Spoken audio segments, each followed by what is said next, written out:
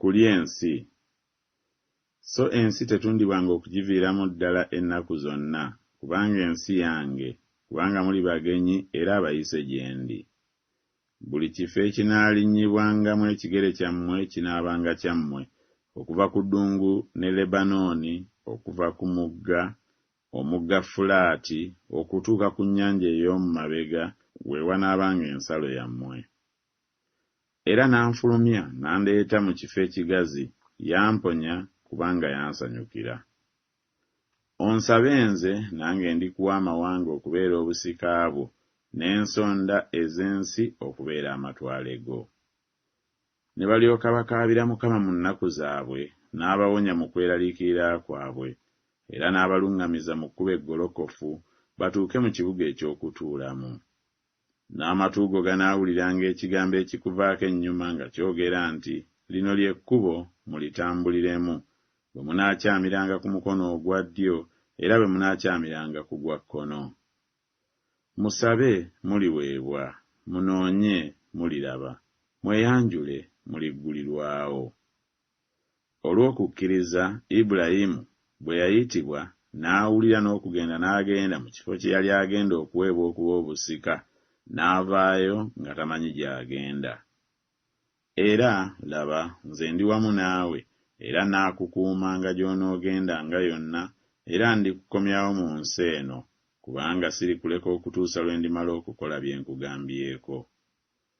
Laba, ntuma malayika mu maaso go, akukuume mu kkubo, akulete mu kifo kye nateekateeka. Ne kaakano genda, otwale abantu mu kifo kye nakugambako.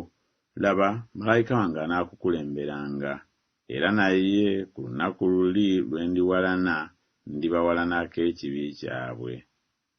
N'ayogera nti, amaaso gange galigenda naawe, nange ndikuwa okuwummula. Onoobanga n'omukisa bw'onooyingiranga, era onoobanga n'omukisa bw'onoofulumanga.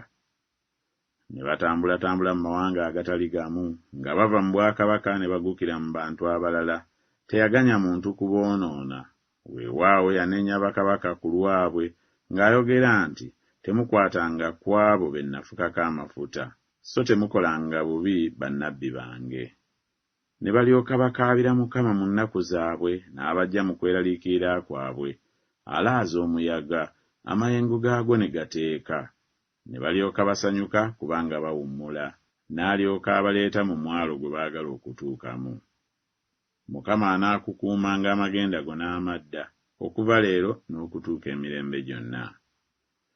Bwe nnaatoola ebiwawaatiro eby'enkya, ne ntuula mu bifo ebyennyanja ebiri ewala ennyo, newaakubadde eyo omukono gwo gunannuŋŋamya, n'omukono gwo ogwa ddyo gunankwata.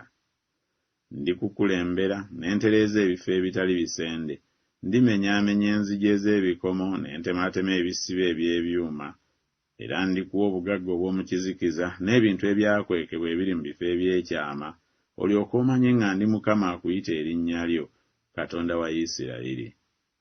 Kale yogera nti, bw'ati bw'ayogera Mukama Katonda nti, kubanga nabajjulula ne mbatwala wala mu mawanga, era kubanga mbasaasaanyizza mu nsi nnyingi, era naye ndiba gye bali ekifo ekitukuvu ekiseera ekitono mu nsi gye batuuse.